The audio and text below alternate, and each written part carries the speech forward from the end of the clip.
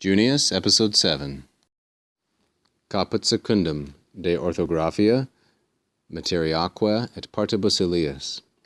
Orthographia est quae docet bene scribere quicquid nostro sermone pronunciatur, aut articulato sono.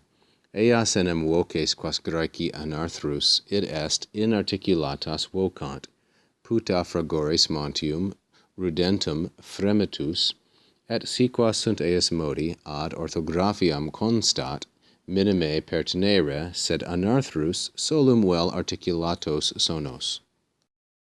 The second chapter now, Caput secundum, Junius says, this is the title, concerning, sometimes it's best to leave this untranslated when coming into English, orthography and its content and its parts or divisions.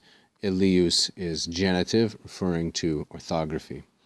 And now we have a definition. Orthographia est. Orthography is that which teaches writing correctly, or the proper writing of quicquid nostro sermono pronunciatur, whatever is pronounced in our speech.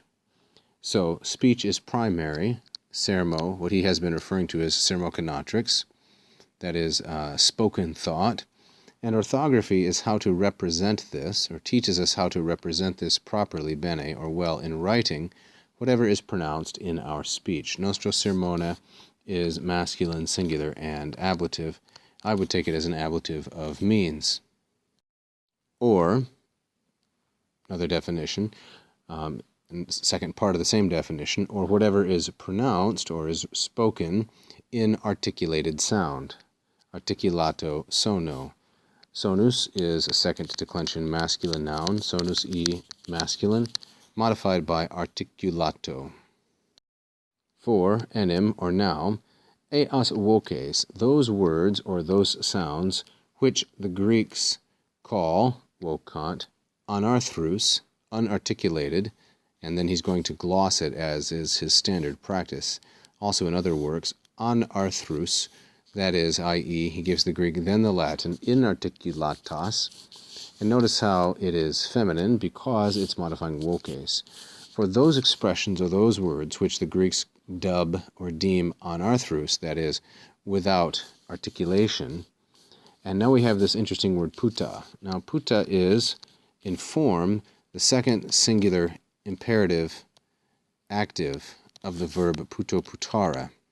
So it would mean something like think or consider, but it's often used in this era simply to mean something like i.e., that is, or perhaps skillicat, understand, or by this I mean, etc. Puta, that is, fragores montium.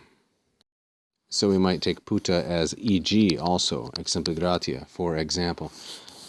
Take for an example, puta, the crashings or the thunderings of mountains, the sounds of ropes, we could say maybe ropes cracking, the fremitus of ropes, the whipping of ropes, and if there are any other things, si quas sunt of this kind, these things, constat minime pertinere, it is agreed that these things, thus they are accusative, it is agreed, constat, that these things, they minime pertinere, they relate very little, have nothing to do really with orthography, but it is only arthrus, articulated sounds, that have to do with or pertain to orthography. Solum vel articulatos sonos, articulated as opposed to inarticulated sounds.